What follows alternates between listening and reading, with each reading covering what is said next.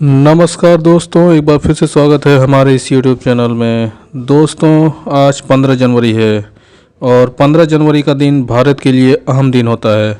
आज के दिन को ही हर साल भारतीय सेना दिवस के तौर पर मनाया जाता है। 15 जनवरी भारत के गौरव को बढ़ाने और सीमा की सुरक्षा करने वाले जवानों के सम्मान का दिन होता है। इस साल भारत का 74वां सेना दिवस मनाया जा रहा है। 15 जनवरी को नई दिल्ली और सभी सेना मुख्यालयों पर सैन्य परेड और सैन्य प्रदर्शनियों व अन्य कार्यक्रमों का आयोजन होता है। इस मौके पर देश थल सेना की वीरता, उनके शौर्य और कुर्बानियों को याद करता है। लेकिन सवाल ये है कि 15 जनवरी को ही भारतीय सेना दिवस क्यों मनाया जाता है? ये दिन भारतीय सेना और भारत के इतिहास के लिए खास कैसे है? दरअसल भारतीय सेना दिवस फील्ड मार्शल के.एम. करियप्पा के सम्मान में मनाया जाता है। तो चलिए जानते हैं कि कौन है फील्ड मार्शल के.एम. करियप्पा और सेना में उनके योगदान के बारे में, साथ ही क्यों 15 जनवरी को ही सेना दिवस मनाया जाता है। तो दोस्तों, आगे बढ़ते हैं। देश की आज़ादी से पहले सेना पर ब्रिटिश कमांडर का कब्जा था। साल 1947 में देश के आज़ाद होने के बाद भी भारतीय सेना का अध्यक्ष ब्रिटिश मूल का ही होता था।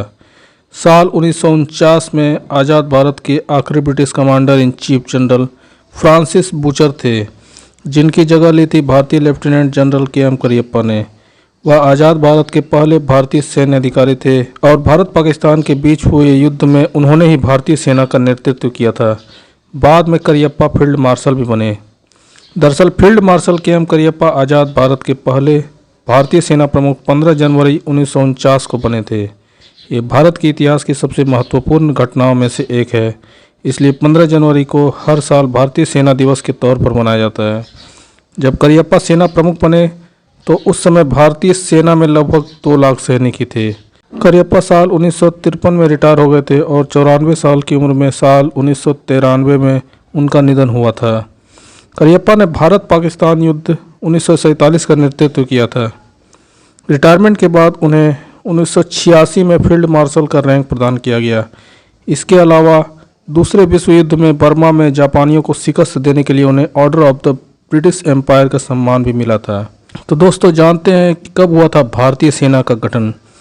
तो राजा महाराजाओं के दौर में हर शासक के अपने सैनिक होते थे, लेकिन ईस्ट इंडिया कंपनी ने भारतीय सेना का गठन साल 1776 में कोलकाता में किया।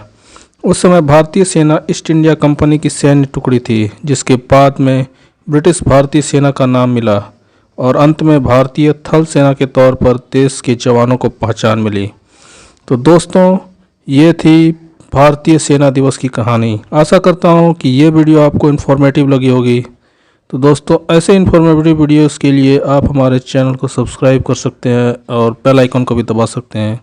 अगर ये वीडियो अच्छी लगी तो इसे लाइक बटन दबाएं और अपने दोस्तों के साथ शेयर भी करें। तो दोस्तों, आज के लिए इतना ही। धन्यवाद। जय हिंद।